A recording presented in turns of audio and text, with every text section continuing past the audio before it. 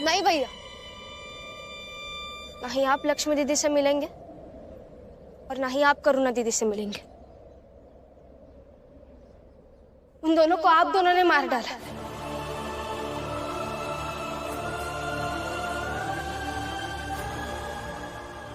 वो जहर पीकर नहीं मरी, बल्कि आप लोगों ने इतना प्रताड़ित किया, उसका जहर बनता गया।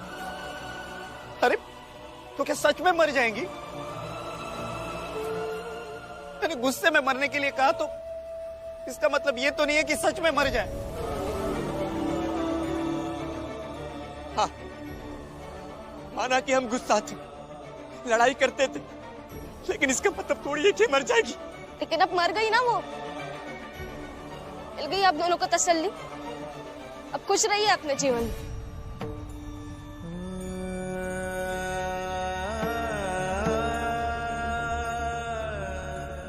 मगर जो भी हो, इन दोनों ने बाला और आनंद के साथ बहुत ही गलत किया। क्या अभी भी आपको लग रहा है कि गलती भाभी की है, जबकि गलती मेरे दोनों भाइयों की है?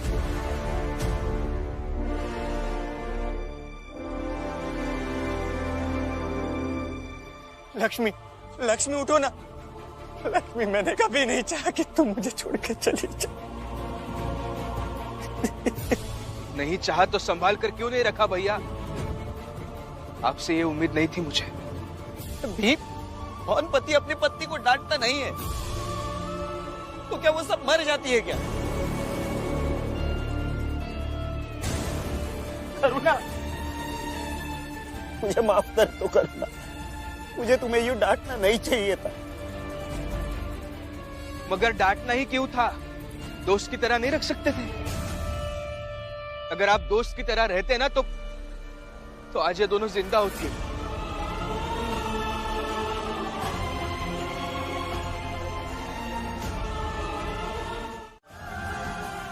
मुझे माफ कर दो।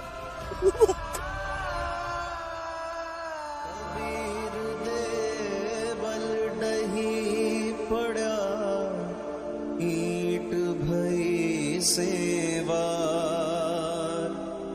करीच जारा सुप्रीतड़ी जो डहे न दूजी बार।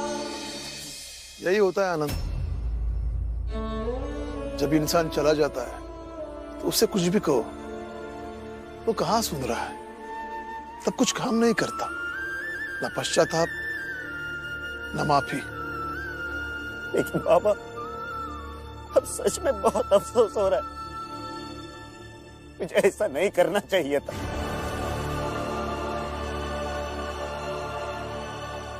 लक्ष्मी, अगर मुझे पता होता ना कि तुम मुझे ऐसे छोड़कर चली जाओगी, तो मैं ऐसा कभी नहीं कहता, तुमसे कभी नहीं कहता। लक्ष्मी, उठ जा, उठो ना लक्ष्मी, उठो ना लक्ष्मी, लक्ष्मी।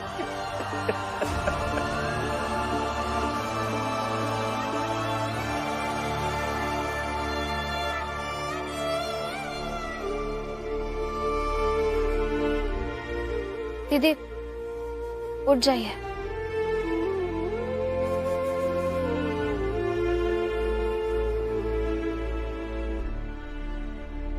उठ जाइए। उठिए।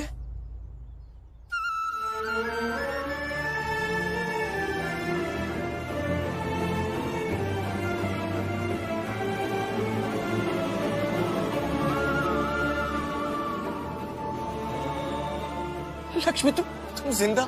करुणा,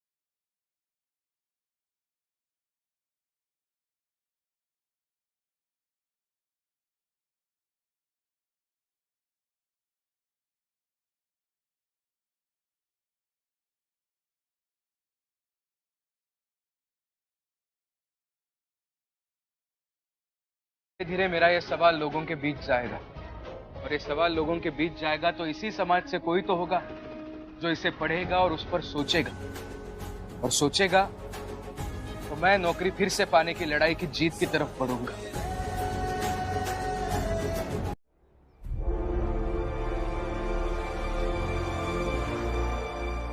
अब धीरे धीरे मेरा यह सवाल लोगों के बीच जाएगा, और ये सवाल लोगों के बीच जाएगा तो इसी समाज से कोई तो होगा जो इसे पढ़ेगा और उस पर सोचेगा, और सोचेगा तो मैं नौकरी फिर से पाने की लड़ाई की जीत की तरफ बढ़ूंगा। क्या बोला?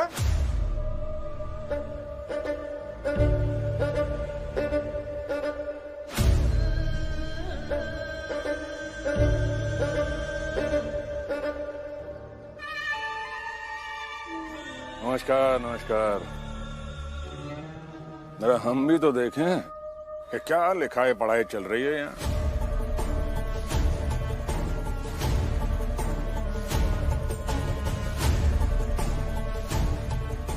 अच्छा महिपाल, जरा जोर से सबको पढ़ के सुना किस भीमराव ने यहाँ क्या लिखा है। बाबा लिखा है, दिन 1, बिना गलती के नौकरी से निकाला गया। क्यों? भीमराव। अच्छा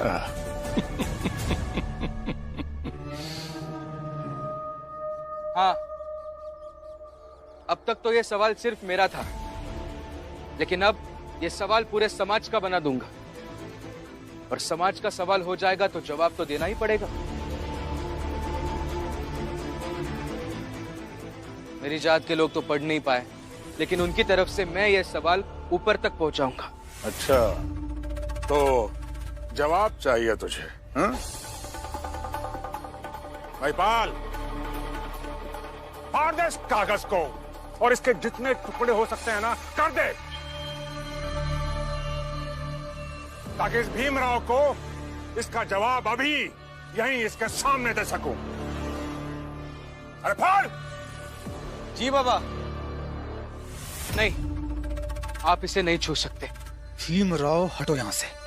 नहीं हटूंगा। अच्छा,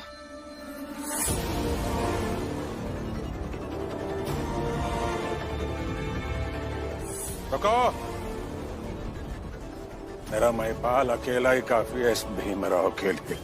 अरे हटो भीमराव। मैं कह रहा हूं ना, चाहे जो हो जाए नहीं छूने दूंगा। तुम ऐसे नहीं समझोगे भीमराव। ऊंची जात के उनका दिमाग खराब नहीं हुआ है, या उन्हें पागल कुत्ते ने नहीं काटा है जो तुम्हें नौकरी देने का सोचे। हाँ तो ठीक है ना, जाइए जाइए और आराम से खाइए पीजिए। अगर इतना ही विश्वास है अपनी जात के लोगों पर, तो उन पर ही विश्वास रखिए ना। मेरे पति ने एक सवाल क्या लिख दिया, आप तो डर गए।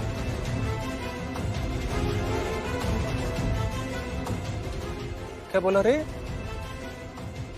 हम डर गए? हम डरेंगे तुझसे? अरे दिमाग खराब हो गया क्या तुम सबका? हाँ, क्या उलूल जुलूल बकवास किए जा रहे हो? जाइए यहां से, जाइए। जा रहे हैं और हम भी देखते हैं कि क्या होता है। और याद रखना भीमराव, सिर्फ हम ही नहीं हैं, हमारे जैसे ऊंची जात के और भी बहुत लोग हैं जो ऐसे और भी बहुत सारे कागज को देखकर फाड़ देंगे। हाँ तो फाड़िए, अब जितनी बार फाड़ेंगे हम उतनी बार लिखेंगे।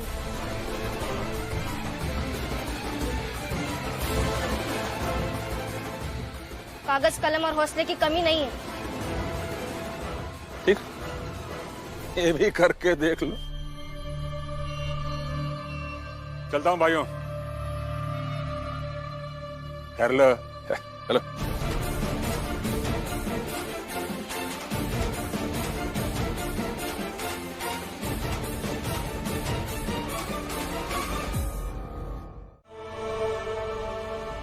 कभी एक पिता की तरह चिंता करने लगते हैं, तो कभी एक माँ जैसे ख्याल रखते हुए प्यार से अपना अंगूठा भी दे देते हैं।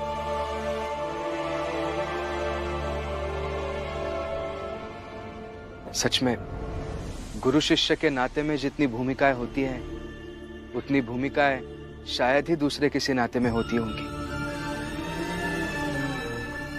भीम बेटा,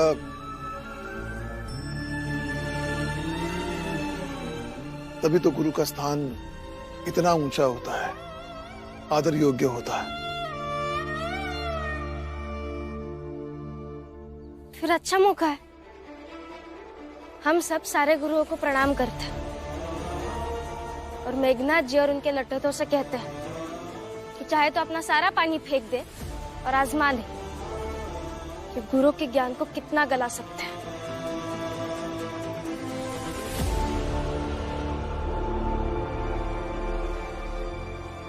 गुरुजी, यह तन विष की बेलरी, गुरु अमृत की खान। बाबा दे दीजिए उपहार। ला बेटा, ये ले, ये रहा तेरा उपहार।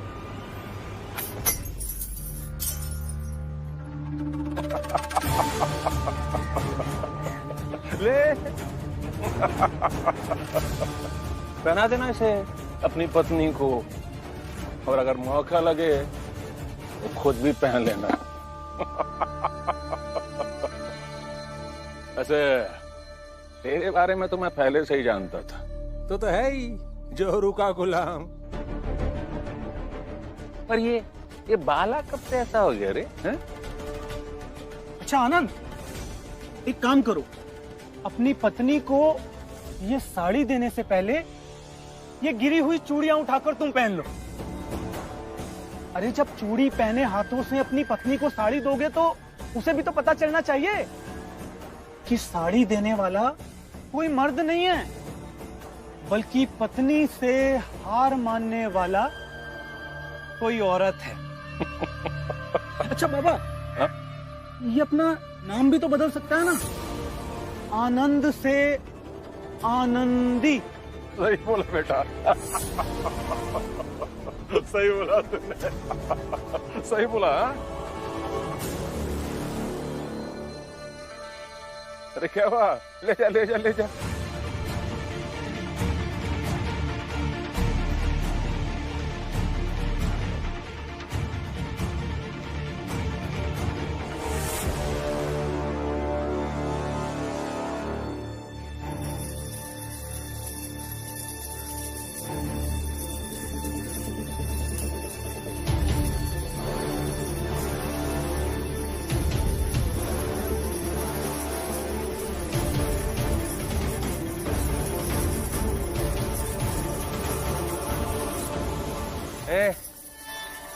अरे क्या बजा रहा है ये? लगता है सदमा लग गया इसे। हाँ? अरे पागल हो गया क्या? हा? क्या कर रहा है ये? जिन चूड़ियों को आपने तिरस्कृत करके फेंका है, उसी की आवाज से आपको कुछ याद दिलाने की कोशिश कर रहा हूं।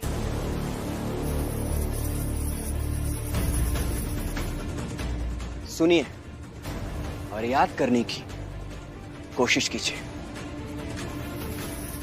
ओ आनंद, हमें ना कुछ समझ में नहीं आ रहा, और वैसे भी ये तेरी बेवकूफी से अलग तो कुछ भी नहीं है। और अच्छा ही हुआ ना, दोनों में काफी समय से लड़ाई चल रही थी। अब साथ में अकेले रहेंगे तो दोनों के बीच प्यार भी बढ़ जाएगा। बढ़ेगा ना। इन दोनों की नौटंकी से दोनों के पति तो पिघल गए। मैं तो सच में मर भी जाऊंगी ना, तो भी मेरे पति के कान में जू तक नहीं रेंगेगी। लक्ष्मी, मुझे प्यास लगी है, एक गिलास पानी लेकर आना।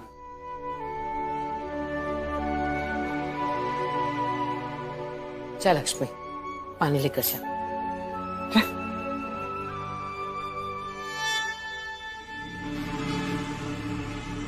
क्या खड़ी खड़ी देख क्या रही है? हाँ, चल आजा, सब्जी काटने में हाथ बटा। वही बचा था अभी। खाना है तो काटो। सब्जी काट दे। कभी नहीं सुधरेगी ये।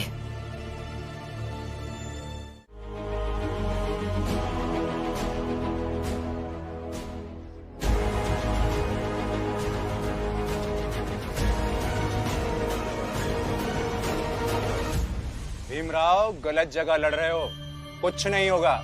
इससे तो अच्छा है कि अखबार के अलग अलग ऑफिस में जाओ, क्या पता काम मिल जाए। तुम्हारे जात के सत्य शोधक समाज के भी तो अखबार निकलते हैं, वही जाके काम करो। नहीं, जाऊंगा तो उसी ऑफिस में। भीमराव,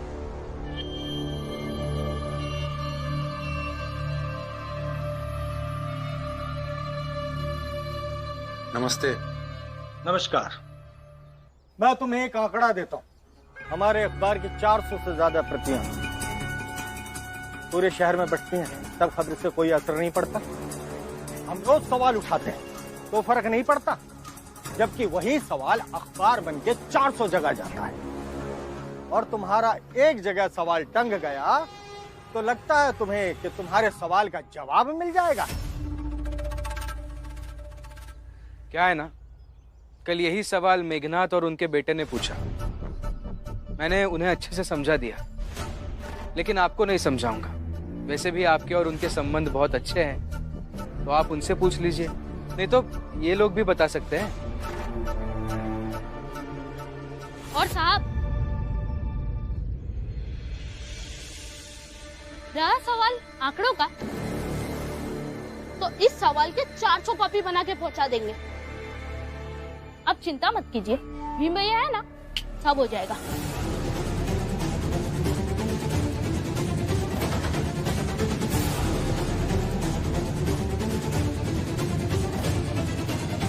सांप नहीं सूंघा। तुम्हारी बेवकूफी पर, भीमराव की खामोशी पर खामोश हो। नहीं, दीपक जो कह रहा है वो मुझे बेवकूफी तो नहीं लगती। हम प्रिंटिंग मशीन से 400 प्रतियां रोज छापते हैं, और तुम दोनों ये सवाल वाली 400 प्रतियां लिख लिख करके 400 जगह पहुंचाओगे, वो भी तुम दोनों। अरे, अकेले समझ रखे हो क्या? जरा यहाँ देखो।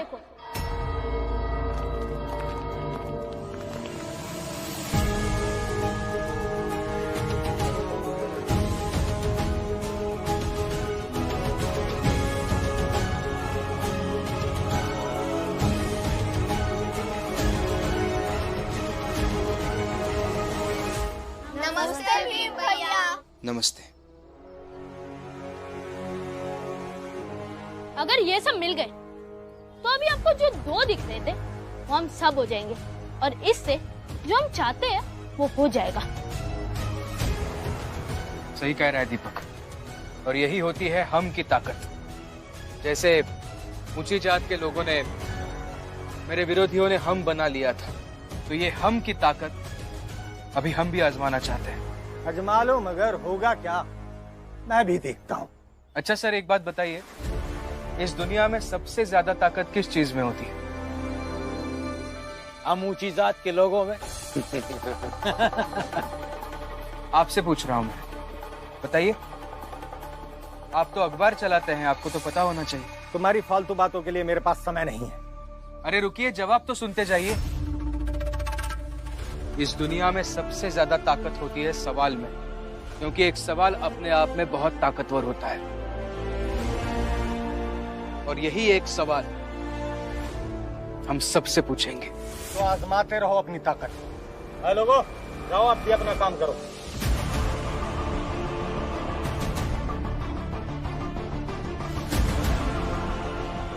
चलो दोस्तों, काम पे लग जाओ।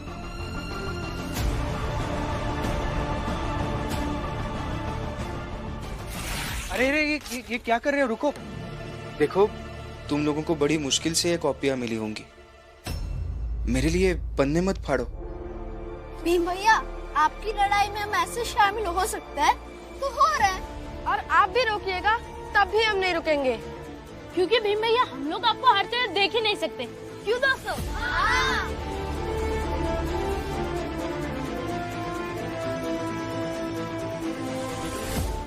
राम जी, जब तुम्हारे बेटे भीम की शादी हुई थी तब उसकी उम्र क्या थी?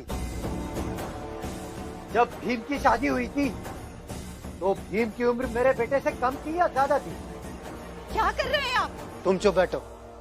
मेरे बेटे से कम थी या ज्यादा थी? तो दीपक से भीम छोटा था। तो भीम की शादी हो सकती है और मेरे बेटे की नहीं हो सकती।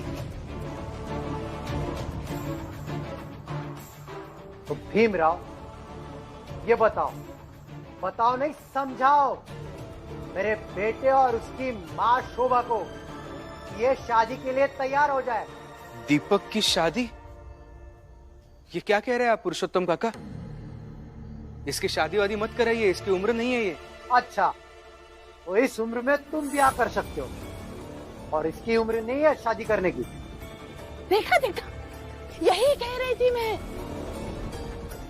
इस आदमी के सारे सिद्धांत इसके अपने फायदे नुकसान से तय होते हैं। देखो।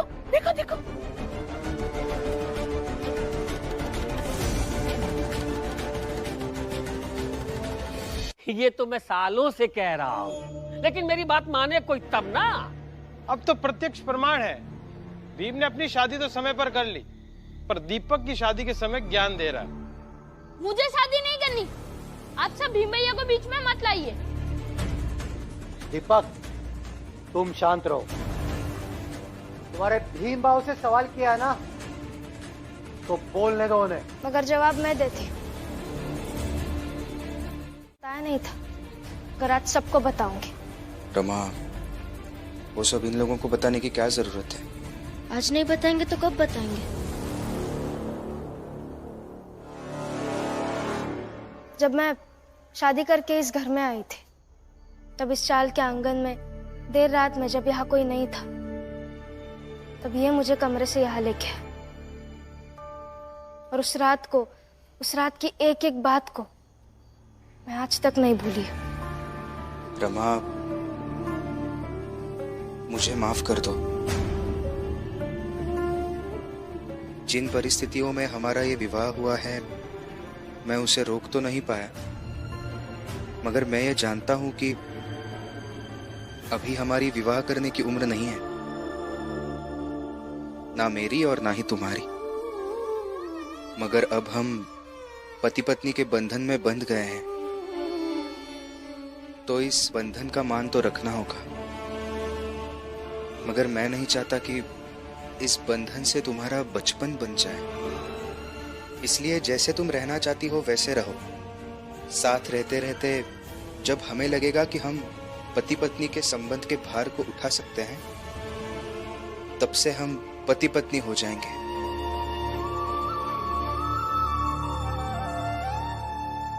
तब तक हम दोस्त की तरह रहेंगे, ठीक है? और मुझे आज भी लगता है कि उस समय मुझे बाबा का विरोध करना चाहिए था, या फिर एक तरीका और भी हो सकता था कि कुछ सालों बाद मेरी शादी कराते। ये भी बहुत छोटी थी। ठीक है, लेकिन उस समय मुझ में बुद्धि नहीं थी। आज है, इसलिए विरोध कर रहा हूं कि अपने बेटे दीपक की शादी मत कराइए, इसकी ये उम्र नहीं है।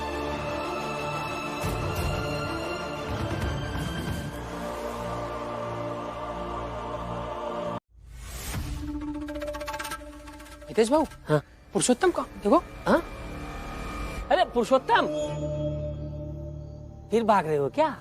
इस बार भागूंगा नहीं, इस बार जो चाह है वो पूरा करूंगा। अच्छा, तो रुको।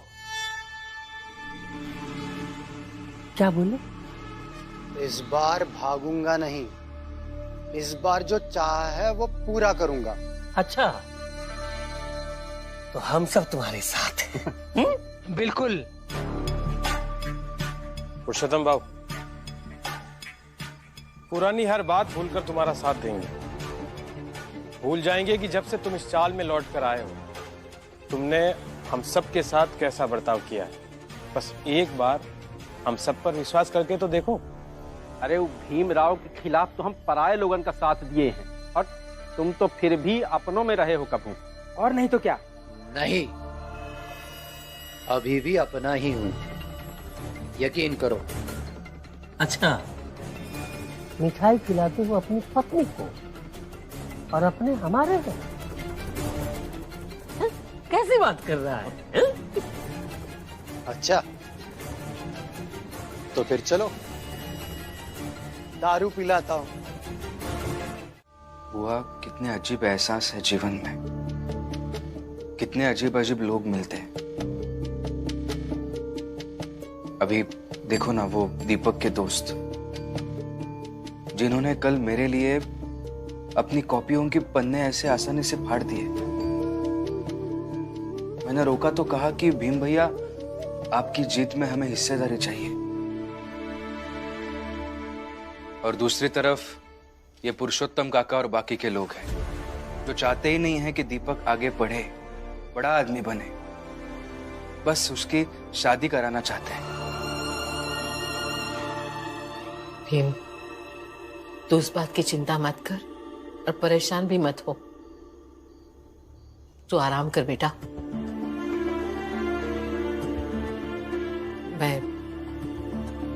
मैं जाकर देखती हूँ, अगर लक्ष्मी उठ गई है तो उसे दवाई दे देती हूँ। क्या हुआ भाभी को? बुखार आया है। आती हूँ मैं।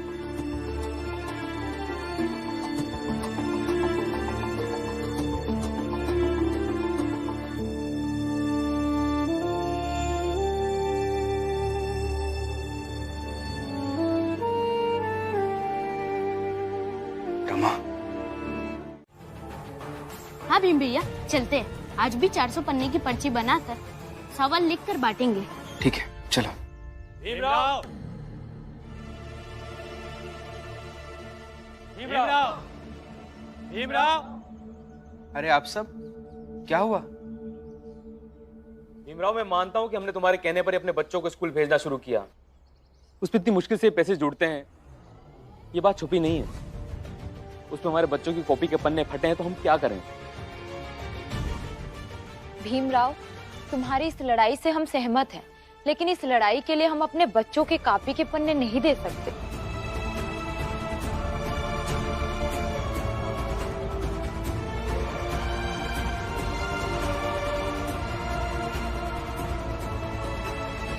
ऐसा नहीं है कि हम तुम्हारे संघर्ष में तुम्हारे साथ नहीं हैं, लेकिन हमारी भी मजबूरी है। एक कॉपी खरीदने में ही हमारी मजदूरी का एक बड़ा सा हिस्सा निकल जाता है। हम मेहनत मजदूरी करके लाई हुई कॉपी के पन्ने ऐसे नहीं फटने दे सकते। मैं समझ सकता हूं आपकी तकलीफ। मैं क्षमा चाहता हूं।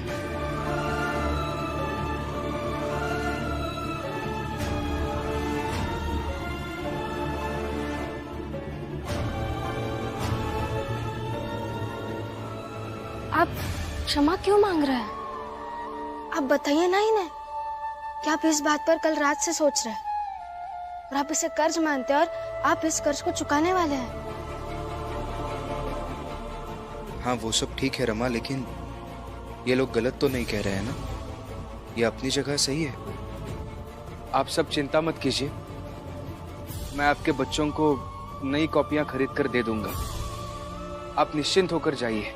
ठीक है भीमराव।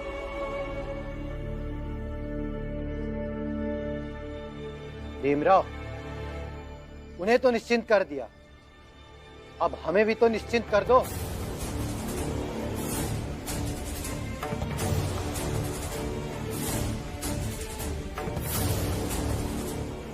धरने पर बैठे हो ना, तो दो धरना। भीम का रास्ता बताकर धरना देना चाहते हो तो चुपचाप से दो। भीम के रास्ते की तकलीफ को झेलो और उससे उसको क्या पीड़ा होती है वो महसूस करो। हाँ बाबा, आप हमेशा भीम भैया के खिलाफ बोलते हैं। आज आप कुछ समय भीम भैया की तरह रह के देखिए।